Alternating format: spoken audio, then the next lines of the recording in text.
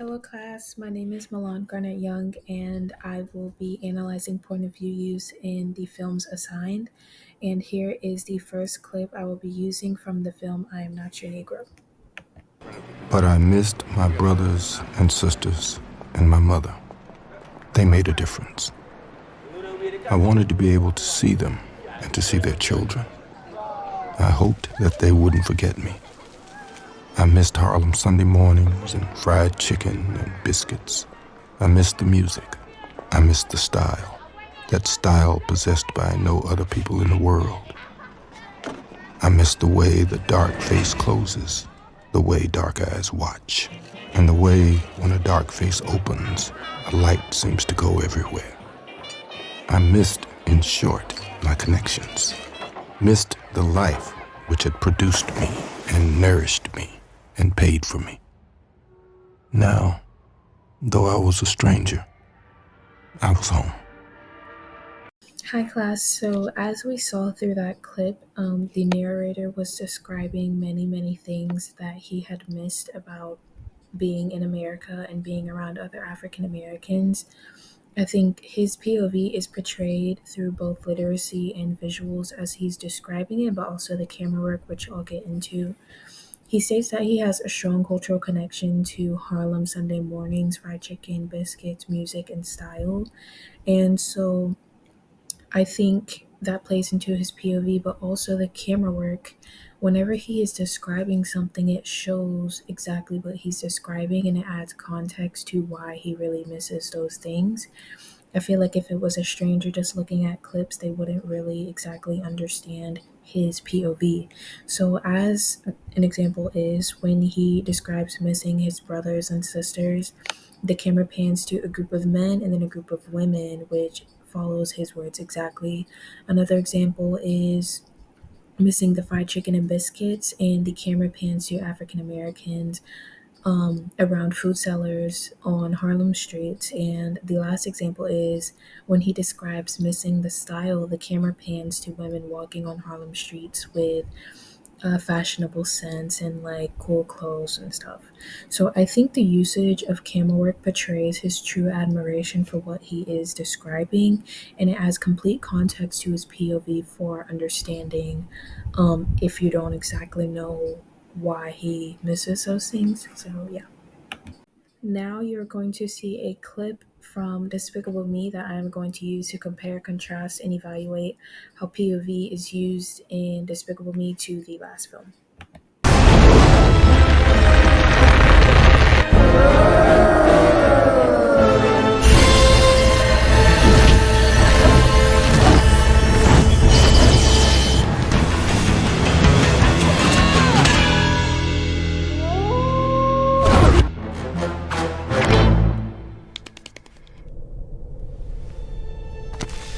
Ah! Ha!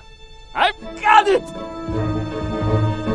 I've got the moon! I've got the moon! Okay, so POV is used differently in both films, considering the camera work and the literature. In the first film, I believe we are seeing first person point of view as the narrator is speaking as a character in the film, and we are seeing what he sees back in America. We see his brothers and sisters, we see his admiration for fashion, we see his longing for laughter and light in the African American community. And POV is equally as portrayed through his words. His context given helps us understand his longing with visual backup, and we immerse ourselves into his vision of what he would see and appreciate. In Despicable Me, we're seeing third person omniscient POV, which means we have knowledge of other characters and what they're experiencing, and as they're experiencing, we're doing the same with them. As Gru steals the moon, we see other characters' POV and how it affects them in different ways. We see the surfers get injured, and we see the wolf no longer howl at the moon. We also see Gru celebrating after his achievement. Um, we're just seeing how they're affected in different ways, just through our vision and knowledge. And literacy is used a lot less in this film. Okay, now I'm going to use a clip from Get Out and analyze the POV from the protagonist and compare and contrast that with the other films. Now,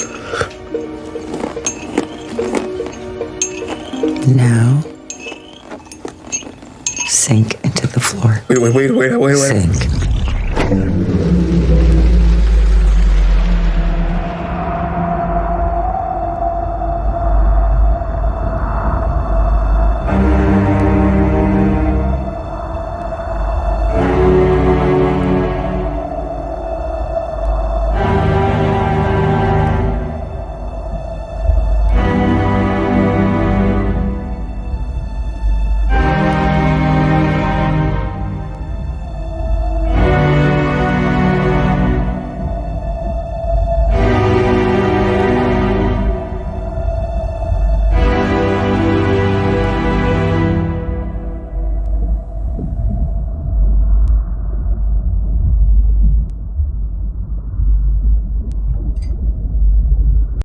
In the Get Out POV, we see first person overhead shots and we also get third person observational.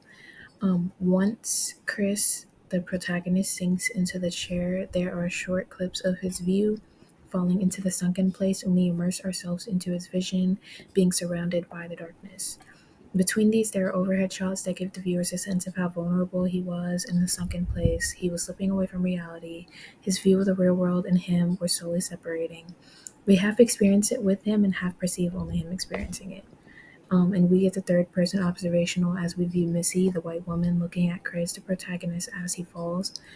I think Get Out has a lot more variety in the POV than the other films that I analyzed. So I chose a movie that I watched a few years ago, and now I'm going to describe the film in the POV from someone who is not the main protagonist. So in this film, my world is distorted. It is not like reality at all.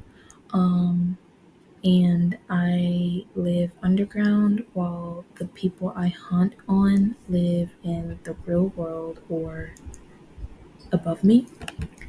I have a history of tormenting certain groups, leaving and then coming back at certain times, and I found a new group to hunt on.